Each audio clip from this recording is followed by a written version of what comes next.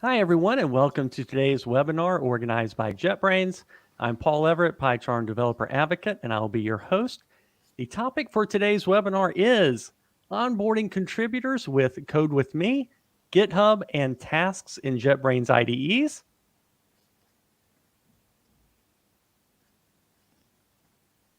Today we have my friend Steve Piercy.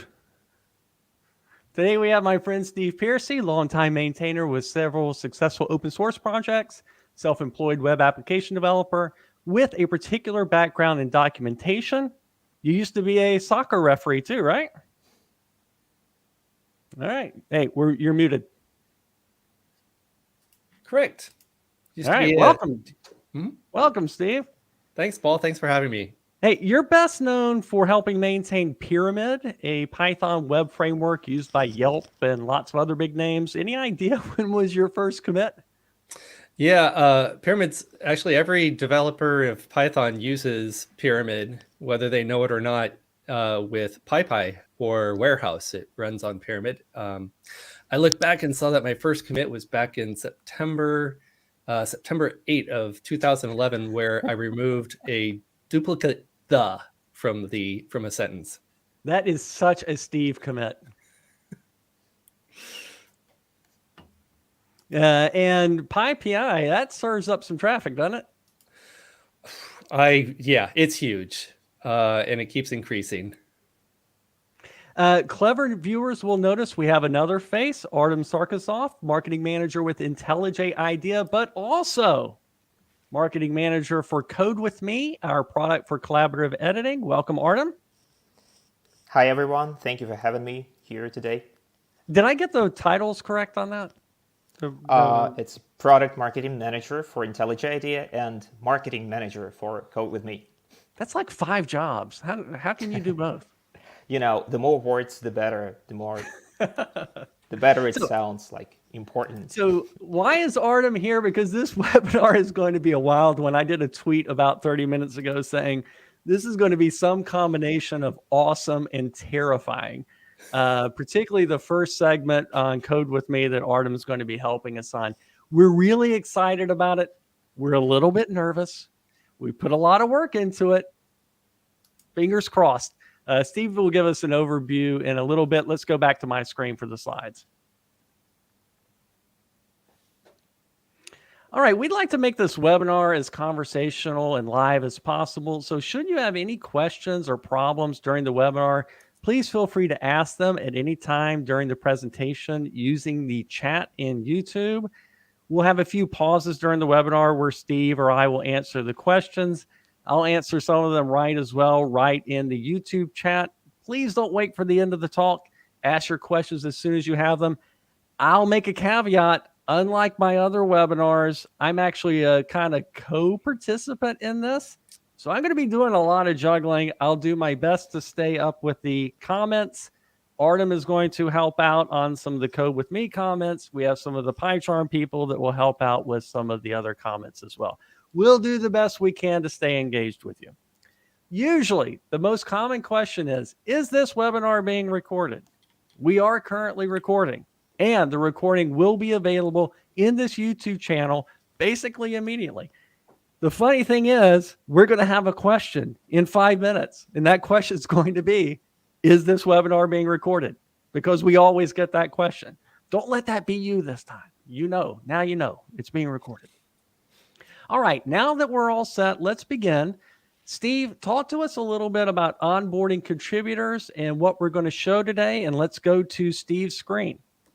All right, good. All right, thank you, Paul.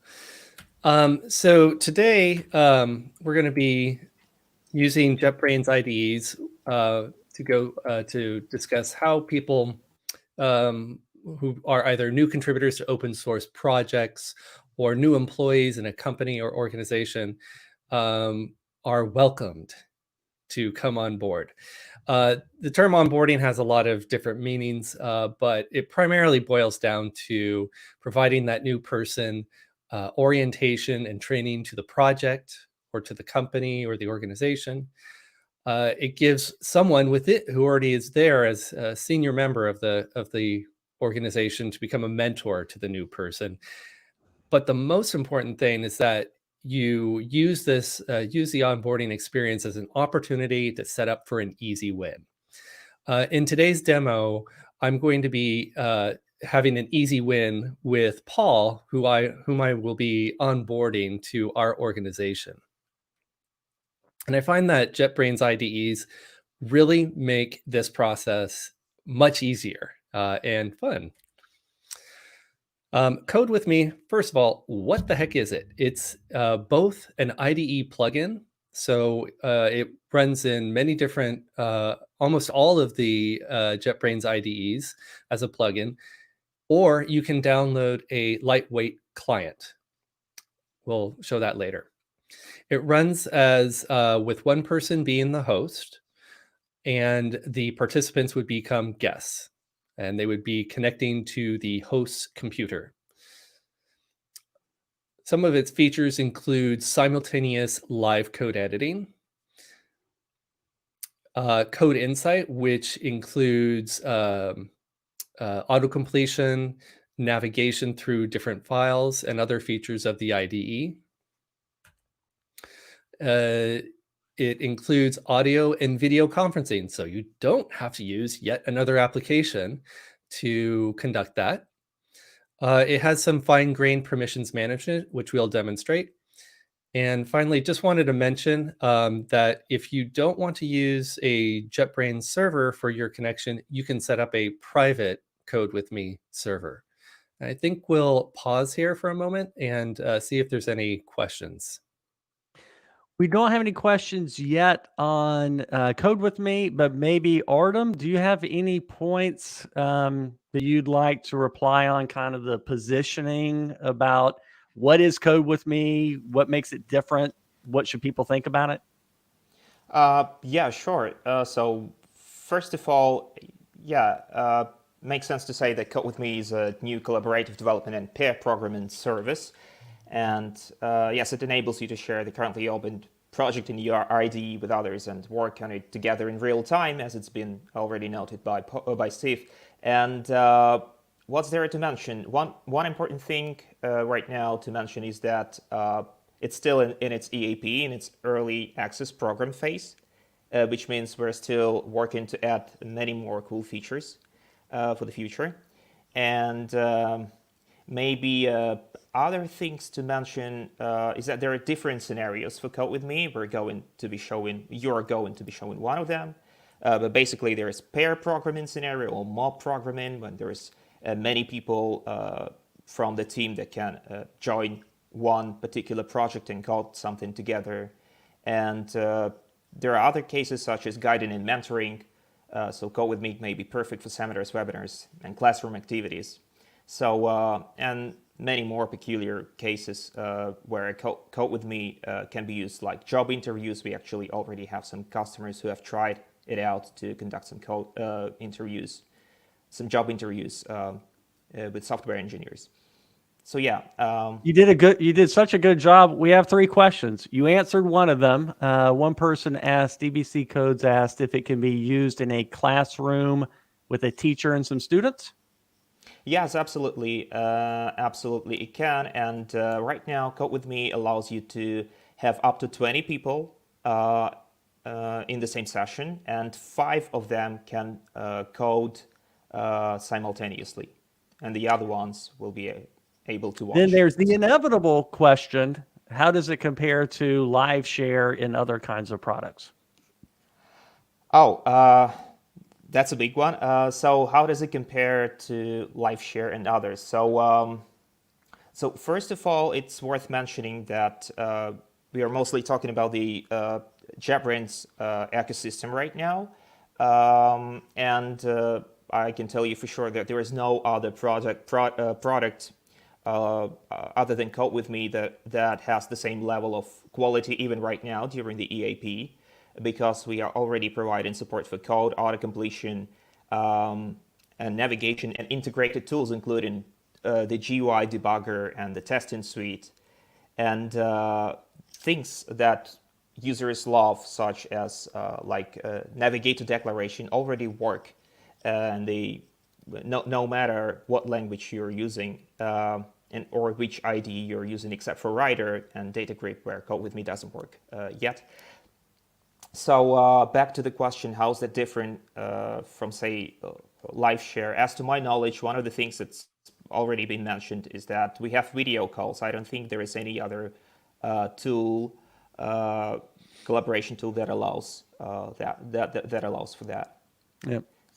And there's kind of this concept underneath about how the kind of viewer and the IDE are kind of decoupled, so that you still feel like you're, instead of just watching someone else's screen, you're both able to work and occasionally come back together, but go back apart. There's a question really for you. Steve and I are not touching this one. It's about having an on-premises server, and whether it is, can you set up your own private server? Is it free to use for non-commercial use? Yeah, actually, two questions. So first of all, to answer, yes, there is an on-premises version already. I will be able to share the link to the docs later in the chat. And it's worth mentioning, of course, that the project data is going through JetBrains servers end-to-end encrypted. But of course, we understand that some companies and some require an extra level of security or have a strict compliance policy. So if that's your case, yes, you can totally set up a self-hosted version of CodeWithMe on your own private server. And to do that, you will need a Linux machine. And I will provide further links in the future, in the chat, so that people know how to do that. All right, great. Yes. There are a bunch of other questions. Artem will go back to the very beginning of the chat in like 30 minutes and start replying to all of them. A lot of good questions. Wish we had time to take them all. Steve, let's go back to you. Okay. So I encourage everyone to give this a shot and try playing around with it, and see how you can discover how CodeWithMe can work with your workflow. Oops. And with that, I think we wanted to just jump right into the demo, right, Paul? Indeed. And Steve, can I give a little bit of background for why we're doing what we're doing? Yeah, you got it. So this is hilarious. This is when I tweeted, this is a combination of awesome and terrifying. Last week, Artem, Steve, and I, we got with the brilliant video team we have to try and set up having Steve's screen, my screen, and the three of us faces on at once. They used 32 Amazon CPUs, and we had three or five. How many local sessions did we have, Steve? 5. 5 local StreamYard sessions, and it all worked, but it melted my CPU. So we had to bail out of that. And instead, we recorded Steve teaching me, Steve with the host, me as the guest. We're going to play some videos. We're going to talk about what you see. And then after, we're going to do a quick live demo. Steve, is that right? That's correct. All right, hit it. Yeah. So just to give a little bit of background, in all of these sessions, CodeWithMe is already installed. I've cloned a project and got it installed. I've set up a run configuration for building documentation, and I've also configured Git for the IDE. So let's get started. We're going to start off by showing how do we start a session. So we go up here, click those links, and then we can set permissions. Underneath the details, we can set permissions for file, terminal, and run access. And across the top, we can say whether it's custom or not. And finally, we can start a call automatically with voice or video. Once the link is generated, I can copy that and hand it off to the participants. Over on the right-hand side of the screen, you'll see that Paul has received the link and he's pasting it into his web browser. Once it loads, he receives some text that he can copy and paste into his terminal application. And that will start downloading the lightweight CodeWithMe client to his computer, and it will launch it. So we'll just kind of doobie-doobie-doo for a bit while that does that.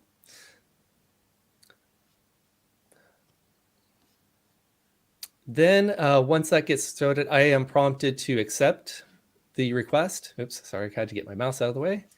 And once I have accepted his request to join, you can see that I have accepted him and that he has joined the session by virtue of this icon, P for Paul. This is green, and the notification that Paul joined. Hey, Now, let's pause it there and see Gotcha. if we have any questions and get some comments from Artem. Artem, we showed the example of Steve's working with a student who doesn't have any of our tools installed. So there might be some other scenarios. Can you cover them real quick? Maybe the most important thing to understand about CodeWithMe is that only a host needs a JetBrains IDE to actually start a session. So and the other party, they don't need anything at all. They just need the link, and they can have a completely clean computer, and the thin client will be downloaded automatically. However, if you have a JetBrains IDE installed that already has a CodeWithMe plugin installed, it will actually start the IntelliJ client for you, but it will be a standalone IntelliJ client in any way. However, it's also worth mentioning that you should have the same version of the IDE. It should be compatible with the version of the IntelliJ client. So there might be cases when you have an IDE of version X and someone has an IDE of version Y. Yes, and in that case, a new version of IntelliJ client will be downloaded for the guest. And right now, for example, PyCharm 2020.3 didn't ship with it, so you need to install a plugin for it. Absolutely. Right now, it's a plugin that should be installed from the marketplace, but as long as it's an EAP version, an early access version, it's completely free to use. Okay, Steve, next. All right. So here in the setup, on the left-hand side of the screen is my IDE, and on the right side is Paul's lightweight client that he's downloaded. And here we're showing how we have live video and video conferencing and voice and chat. We can exchange messages. We're doing voiceover, so you won't actually hear Paul's voice there. And now we're going to demonstrate some of the features and the modes of CodeWithMe. So in the first one, we're going to show that, let's see, which one is this one? Just how it works. Okay, we're going to show where the teacher would be having a classroom of folks. And you can see that the two cursors are moving about where the teacher is forcing all the students to follow. That's the force all to follow. The next mode, I believe, is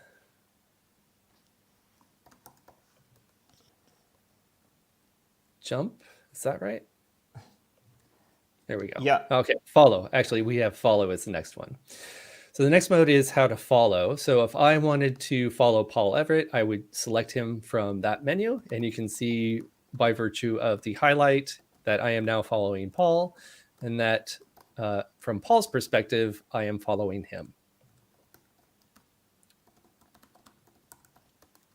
And you can see that my cursor is just following him around through as he navigates and scrolls through the file.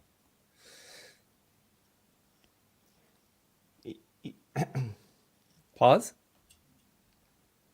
Yeah, sure, you want to take some comments at this point?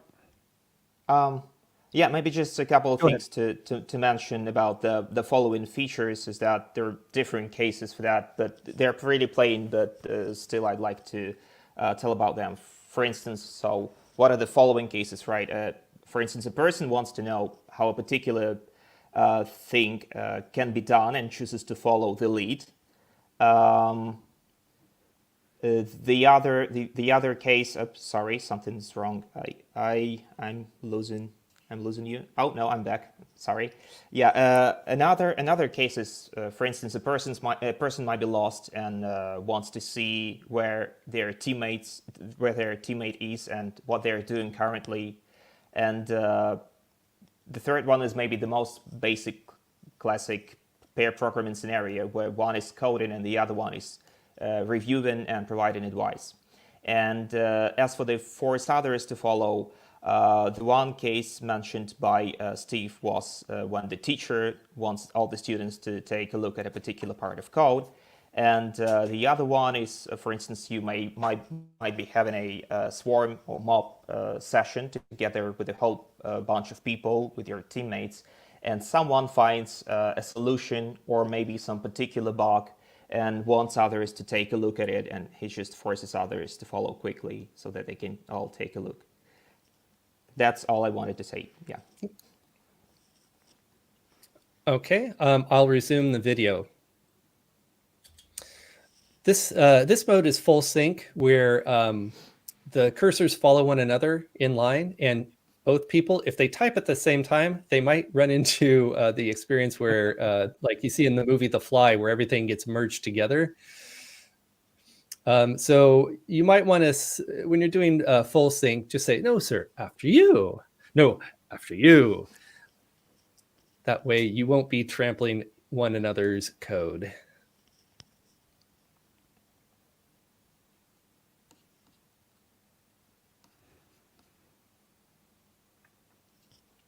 And this is where video chat can help. Exactly. Yeah.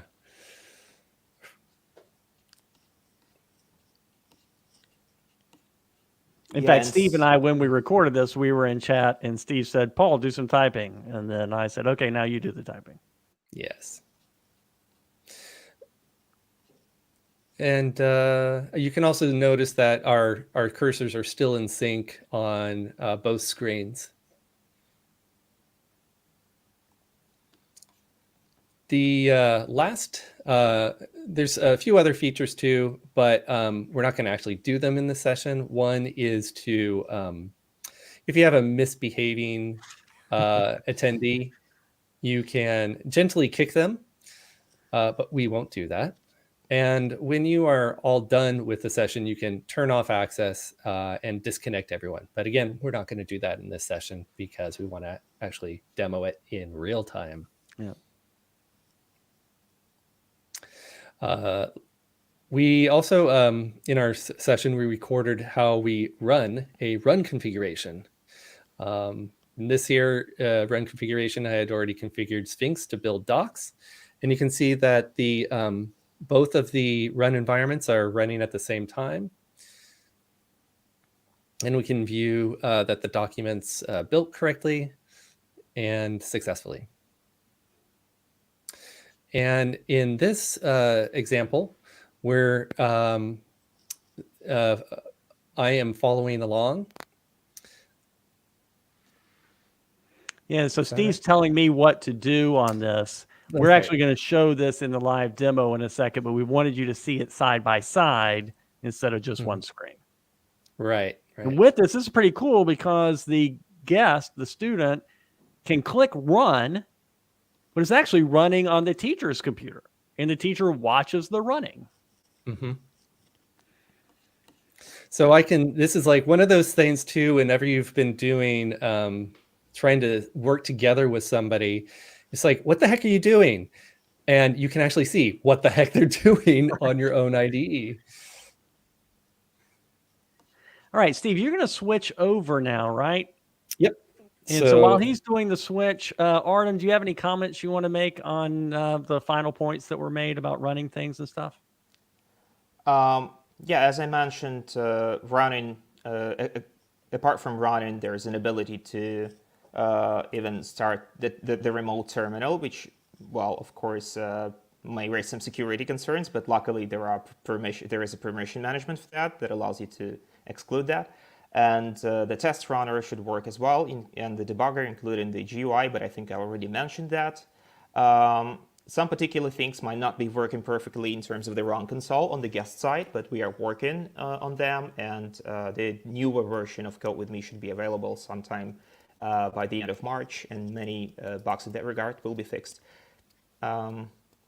There's one more thing about the features I'd like to mention, but I'm not sure. Maybe I'll see if you're going to mention them later. Yeah, we'll have one more chance to wrap up after Steve and I Okay, do this live session. Okay, Steve, over to you. Set the scene, teacher. All right. All right. Thanks, Paul. So I have in my IDE, we're going to be viewing this. I have opened up a couple of files, index.html, which is a render docs, and index.rst. And Paul should also have those open on his IDE. Notice that I can see who is participating in the CodeWithMe toolbar menu item. And I have a current session going on with Paul. And you can also see where Paul is by looking at his icon and where I am from his perspective. I'll run through some of the features that we covered in the video. The first one will be jumping to another participant. As you can see, here is my cursor, and Paul is somewhere over in index.rst. So I will select that and jump to Paul, and lo and behold, our cursors are united. All right, teacher, are we both in the same document? You betcha. All right, and I think you want me to go up near the top, right? Up here and add something a little further up? Did you want me to run through the features in real time? Did you want me to run through the features in real time? Oh, you're going to give a demo. I'm sorry. Yeah. All right, so I'll keep going. Now I'll show how to do the force all to follow. From here, I can select myself and say force all to follow you. And now as I go through, you can see that our cursors are in sync and matched, and that in the lower right corner, there's an indicator that I am being followed by Paul Everett. The next mode is where I can select to follow a participant. So again, I can select the participant and follow. And as Paul moves around, I'm going to go no hands. Go ahead, Paul. All right. How about line 5? Is this a good place for me to work? I believe that's a great place to be. Okay. But hold off on typing. I will. The last one is the full sync mode, and we'll do that once again. Oops, wrong one. Full sync mode. Where'd it go? Here we go. And here, if Paul, why don't you start typing? Okay. And is it my turn? Sure. Okay. All right. So there you have a real live demo of CodeWithMe. I'm going to skip over, of course, the other two, but just mention that I could, if Paul was bad, I could kick him, or I could end this. I can also enable or disable the voice and video call at any time. So you don't have to start with that. You can resume it at any point in time during the session. Do we want to pause for questions or keep rolling? Let's keep rolling. Let's do a run, show the run showing up on your side, even though I initiated it.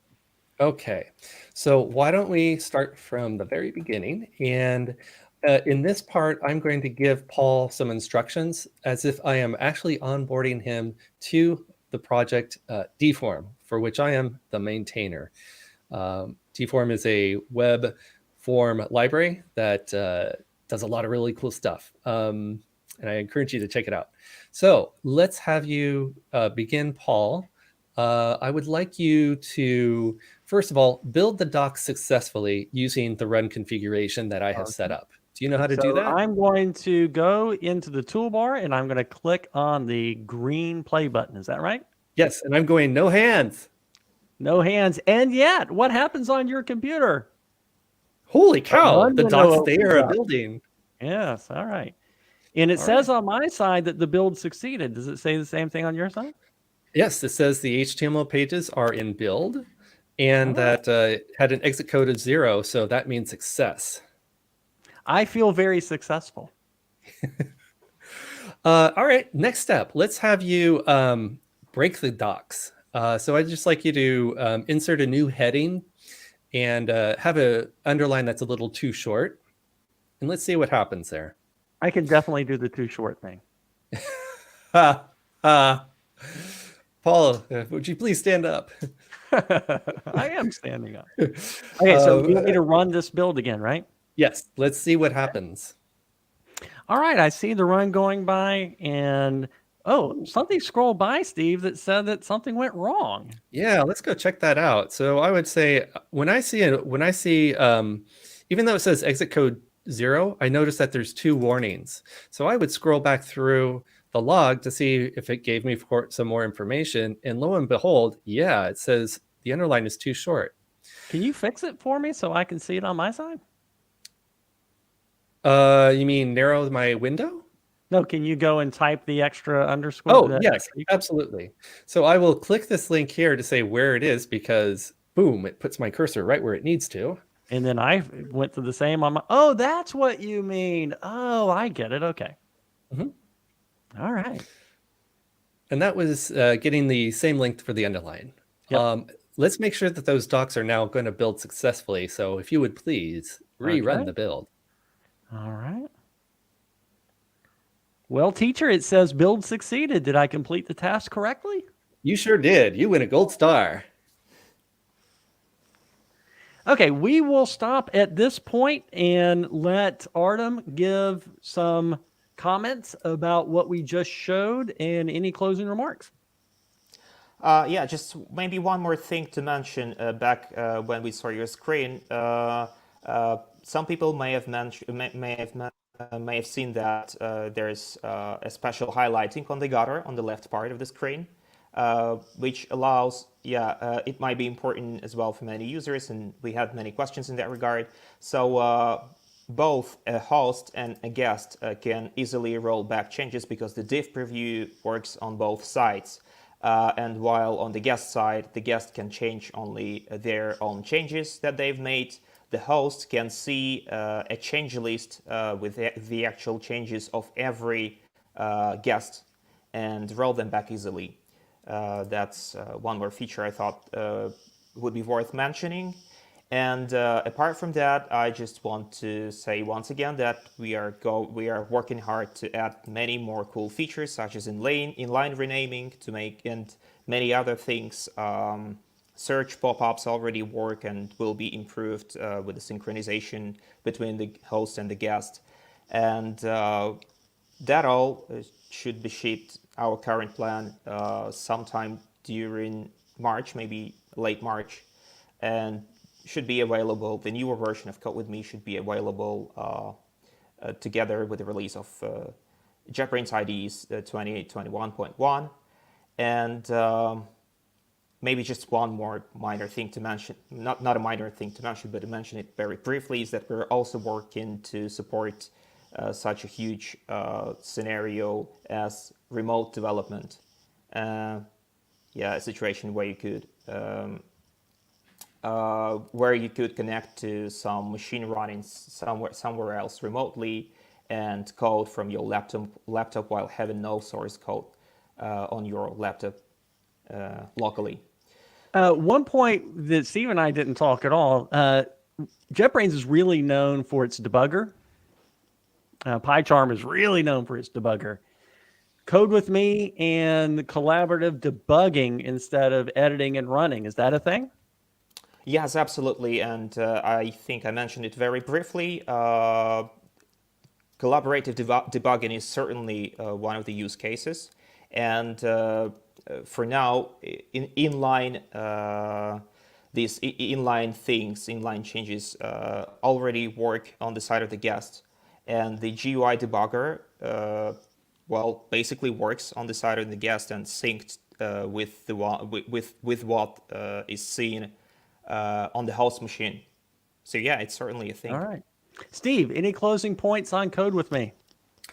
No, just give it a spin. It's a lot of fun. If you can find another guinea pig to try it out on, spend about a half hour just experimenting with it to see what you can and cannot do yet. Yep. All right, Artem, thanks so much for joining us on this, helping to frame all of this. Artem, you are going to go hop into the 5,000 comments that are waiting for you in YouTube, right? Yeah, absolutely. I'm I'm going to do that right now. Thank you very much for having me. All right, appreciate it. Steve, onward to tasks and contexts. Right Let's on. go to Steve's screen. All right, great. All right, so let's go back to our next. So we're going on to part 2 of our presentation, part 2 of 3. And this is the task and context segment. So within JetBrains IDEs, there is a feature called tasks, and there's 2 types of tasks. One is the tracker task, and the other is local task. Tracker tasks are those that are integrated with your issue tracker, such as GitHub, and from those you can open up and find an issue and generate a task.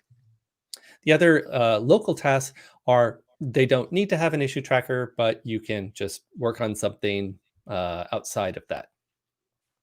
It's important to mention that you must enable the preferences, tools, tasks, and servers and time tracking option, and I'll show that when I return to the IDE. Okay. Context. The other part of this is context. So, and Paul, we had a little discussion about the difference between workspaces and context, and they're actually one and the same. So you say tomato, I say tomato.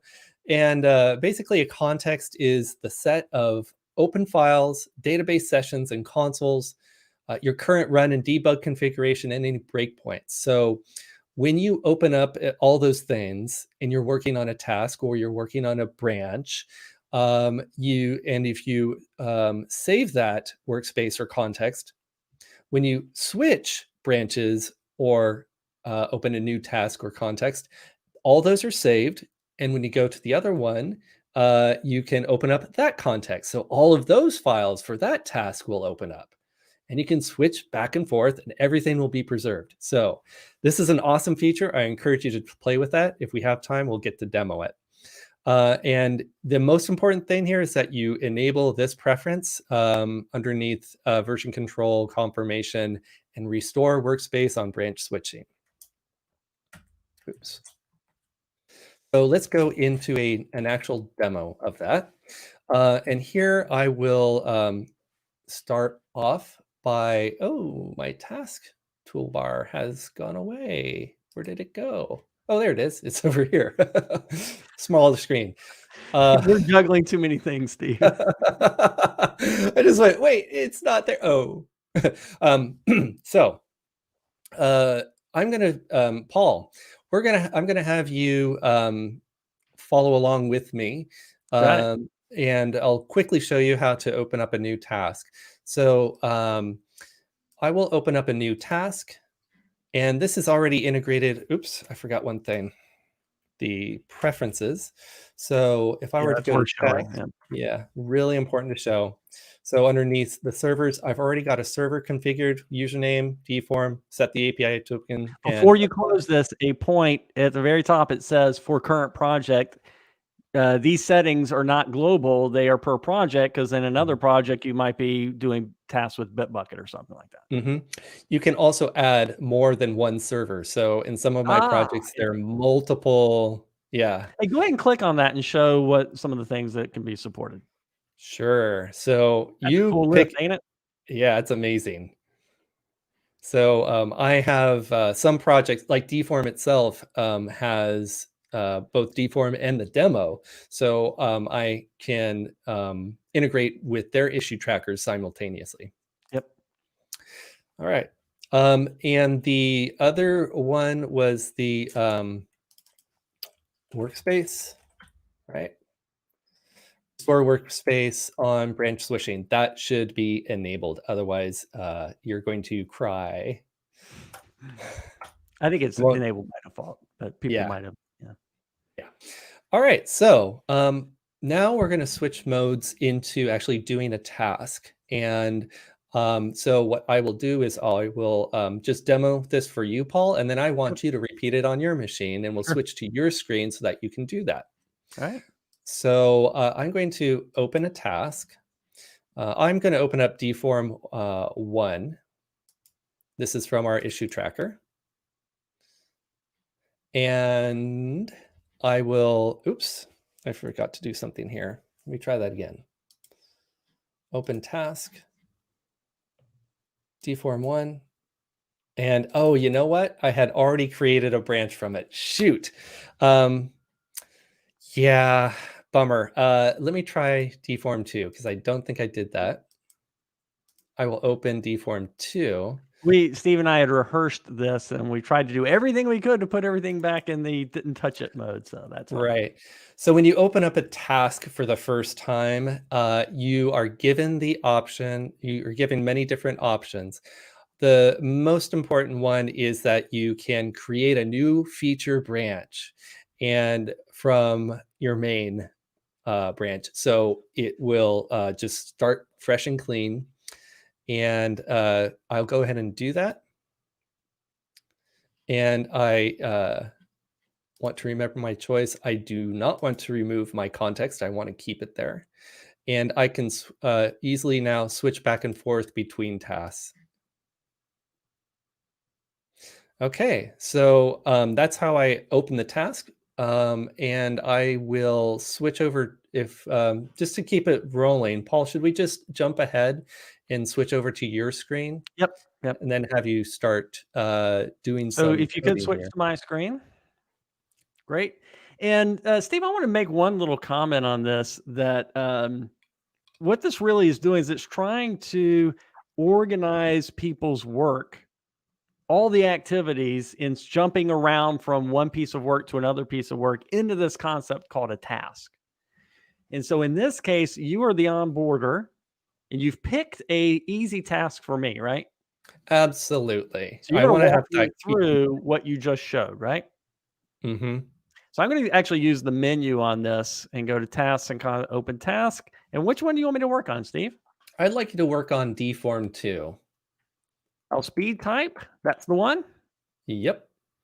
Okay. All right. Now I see a number of things that are like the step for picking this task up. Steve, I like to put my initials in front of the branch name. Is that all right with you? That's absolutely okie dokie. Okay. And this is going to start from main, right? That's correct. Okay, good. All right. So I've got a branch created. Mm-hmm. And it says so down here in my branches menu. Mm-hmm. And you want me to go to current.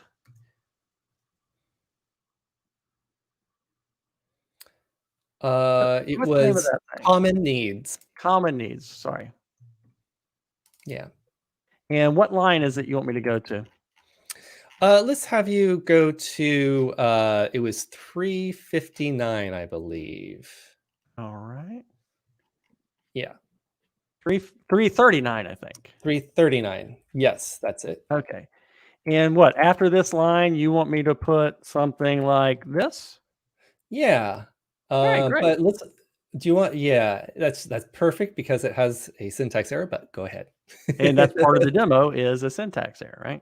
Exactly. Okay. And so I need to have a configuration to build this. Is this right? Uh, Or we're going to stop. Are we stopping at this point? I'm not going to have you build the docs just Okay. because you might not have learned how to do that yet, but that's Got it. okay. All right. Or you're like one of those people who just does, I've fixed the docs, and you're ready to push that commit up. Right. Okay, so at this point, I think I have a good first step towards completing the task. What would you like me to do next? Well, at this point, I think we want to kind of pause for a second, and then we have pretty much set the stage for moving into using GitHub pull requests. Mm-hmm. Okay. So let's go back to Steve and I on the screen. Take me off my screen off. And so give us a wrap up of tasks and contexts and how you use that in your open source project. I'm sorry, can you repeat that? I couldn't Give quite us a hear wrap you. up of tasks and contexts and how you use it in your open source project. I'll go look for some questions. Right. So for this, I typically will, when we get a list of issues on the issue tracker, we'll go through all of them and see which ones we want to work on. And we'll have a discussion about that. And then once we're ready to actually start working on it, we'll open up the task and the developer will start to work on it to fix it. All right, great. And then from that point, we would Hey, have... give us a 20-second pitch, and then we'll get out of this. 20-second pitch on time tracking. I know you love it. Yeah, so in time tracking, you can enable that as well underneath the preferences to enable the time tracking server. So if you want to record how much time you spend on a given task, you can have it start automatically whenever you switch to that task, and it'll be recorded underneath it when you upload it to your server, if it's so configured. So last thing, tasks, context, time tracking, are these all bundled? It's already bundled within your JetBrains IDE. And if you don't want it, you can unclick the plugin and not have your IDE use it. Correct. All right. So let's switch back over to Steve's screen, and you're going to do some slides for us about pull requests, which this is so awesome. Yes. So, oops, no, I don't have slides for pull requests. We were going to continue right into the demo. So okay, great. I think what we needed you to do next is over on your screen, have you still do a Sure. commit. Okay, back to my screen. Sorry about that. Yes. Thank you. And so we're in the workflow where I have wrapped up my attempt at solving the problem. And so you, as my onboarder, what do you want me to do next?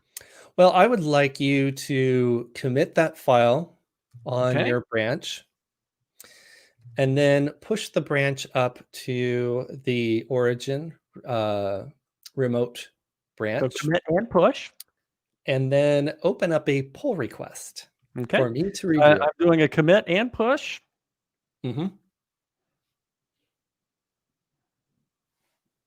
Cool, which also means that the origin will now, if I expanded that, show that there's another branch up there.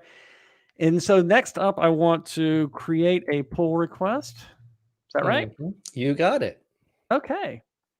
So I have some things on the screen. Steve, you want to talk about them? Sure. So here, my Steve Piercy Deform is the remote repository from which we're working.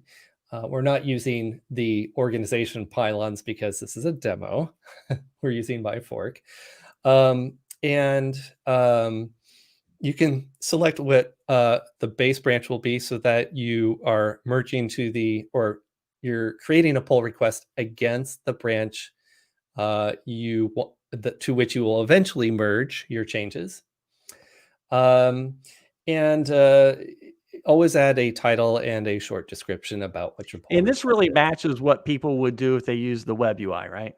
Exactly. Very, very similar to GitHub or GitLab. All right. So I'm creating a pull request. I could click on that and it would open my browser and put me on that page. But instead, we'll switch screens to Steve and show, now that the student has done their part, now the teacher is going to look at the pull request. Correct. So on my side, I can see that, Paul, that there is a list of pull requests. And let's refresh that, right? Let's refresh. There we go. That's better. So here's an open pull request. And I can click the pull request to get more information about that specific PR. Typically, we would also have a reviewer assigned. So because I'm the person doing that, I will just assign myself. And you can also see that as this is happening in the IDE, it is also happening. It is also happening up on the web. We won't show that yet. I don't want to switch context. And the PR, let's make sure that it's assigned to the person who's actually doing the work.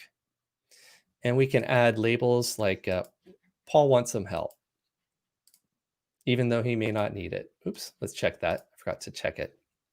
As you're doing this, if someone was watching in the web UI, every time it spins, it's sending a REST request or an API request or whatever to GitHub. Yeah, actually, I can switch over to that repo. So let me do that. I think it's, oops, not that.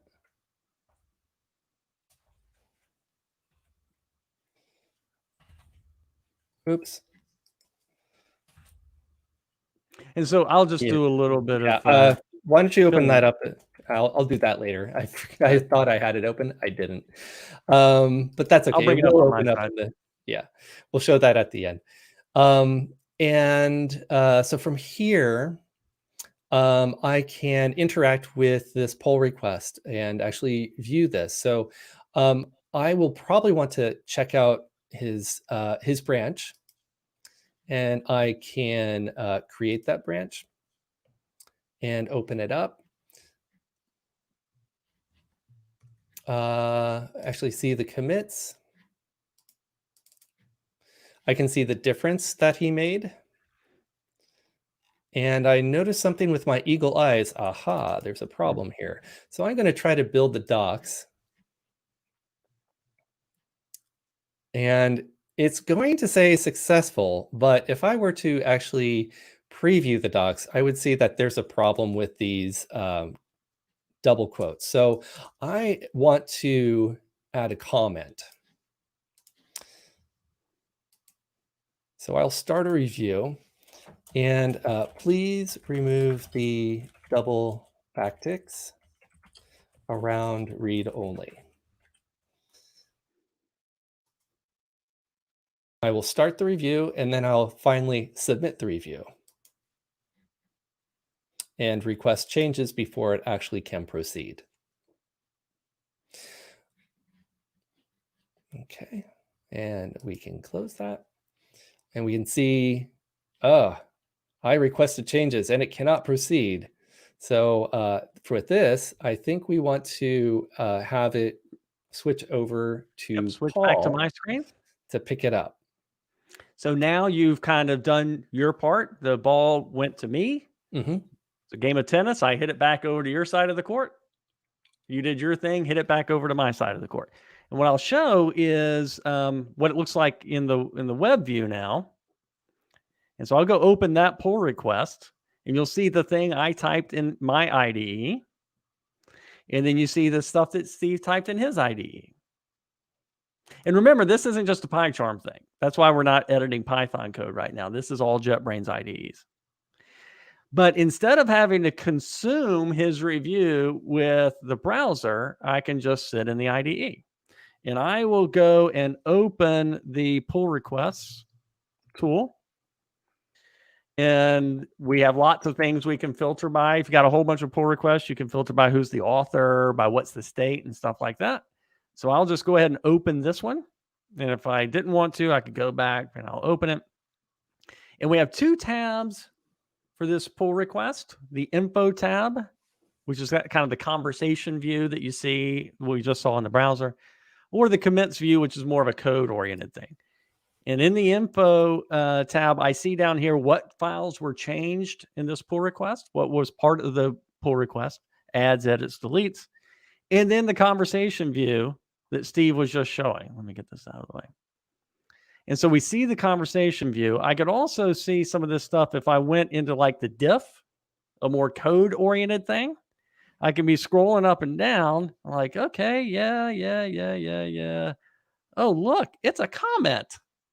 And I can reply in the IDE, in the middle of the code, in that context, in the diff, or I could mark it as resolved. And then if I go back and take a look at the info, Steve and I go back and forth. One of us is like, okay, Steve's got this hooked up to, like, you've got this repo hooked up to what? It's CI. it's using GitHub Actions. And so the check that's pending, it's actually trying to run functional tests where it loads up a web browser. And that takes about 5 or 6 minutes. Sure. And we're not going to wait for that. But this block down here is the same block you in the browser at the bottom of the conversation in the GitHub UI, where it's Mhm. telling you information about the checks. It's giving you choices on what to do for the action, like how do I want to merge? And do I want to close this because we're done? Exactly. All right. And I think we're actually done talking about pull requests. So take my screen off. Let's go back to me and Steve. See, we just did a tour of kind of initiating some work with tasks and contexts, then getting over into doing the work with a contributor using GitHub pull requests, but staying in the IDE, right? Exactly. Staying within within the IDE environment helps improve your productivity, and it helps me focus. As soon as I switch to another application, it takes time for me to get back up to speed. So staying in the IDE gets me into that developer flow, and I encourage people to try to do that. And you'll. It takes a little while to adjust, but once you start doing it, you're like, why did I never not do this in the first place? Right. All right, we'll go ahead and get into the closing. Go back to putting my screen up, please. And Steve, something you wanted to point out, and I skipped right over it. This isn't just about onboarding open source people, right? Absolutely. I mean, onboarding, it's really important to be very welcoming, and to try to get that easy win right at the very start. And so often when you're onboarding a developer, they don't know how to set up their development environment. And so using CodeWithMe is a great way to get them up and running because the host has the development environment already set up. Indeed. That's just a huge win and removes that barrier, so that the developer can actually, the new person can feel like they're being a valued contributor right from the get-go. Yeah, I think about PyCon and conferences and sprints after conferences. And it's like the whole first day is just getting people oriented and able to click that first button, to the point where there's actually like workshops before sprints teaching people that are new to it how to participate in an open source project, right? Absolutely. And when I do tutorials for conferences, I schedule a day or two ahead of the conference to say, if you need to get your development environment set up, please let me know and I will walk you through it. Yep. And And so so this is a what great we're way to talking do about that. now is being able to walk through remotely before they even get on the plane, right? Exactly. Yeah. So last thing I wanted to ask you about, let's just zoom away from our tools and all that kind of stuff. Just talk a little bit about what it's been like. You're like 6 months away from a decade's worth of open source project management and onboarding and stuff like that. And what's it been like? Uh, just as being a contributor. Yeah, just Yeah. what's it been Oh, like seeing people come on board and contributing and helping them and stuff?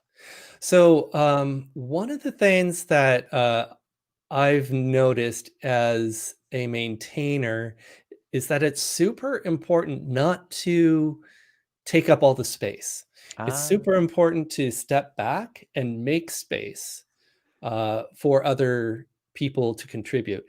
And that means, so, I mean, when you're first starting out, it's a great idea to start just triaging issues, trying to get people to submit good issues that have a full traceback or walk you through how to reproduce the issue. Once you're able to do that, then you can start saying, oh, hey, maybe could you submit a PR or submit a fix so that it can be reviewed by the maintainers who are, overworked as it is. right. And then you're kind of progressing and coming up to the point where you feel confident enough to actually take on maintainership. And, Yeah. and I've done that with two of the projects, Deform and DeformDemo. And at the same time, I'm making space for somebody who actually helped fix functional testing Mhm. using Selenium. And There it you was go. And that's awesome. important. Actually, absolutely. Yeah, and we'll just close that out. My colleague Trisha G has a good point that she makes. If you want to be a 10x developer, go make 9 other developers. Yep. And that's a little bit about what you're talking about. Thanks, Steve, for taking the time to talk with us on this. You and I are old friends, so it's always fun to talk with you about all of this. But talking to us about onboarding contributors to open source or to any kind of project, talking with us about CodeWithMe, tasks and contexts, and GitHub and pull requests and integration into all the JetBrains IDEs. If any of you have any questions later, don't hesitate to reach out to us on social media or email or anything like that. You can also reach Steve as well. If you'd like to get more information on PyCharm, go to our website at jetbrains.com/PyCharm. If you haven't already, check out our PyCharm blog where you can find up-to-date PyCharm news about releases and events, the opening of the next EAP program for the upcoming releases, in addition to educational resources such as this webinar. We'd love your feedback on this webinar. I apologize I didn't get to very many of the comments at all, but I see that Artem has done a great job on that.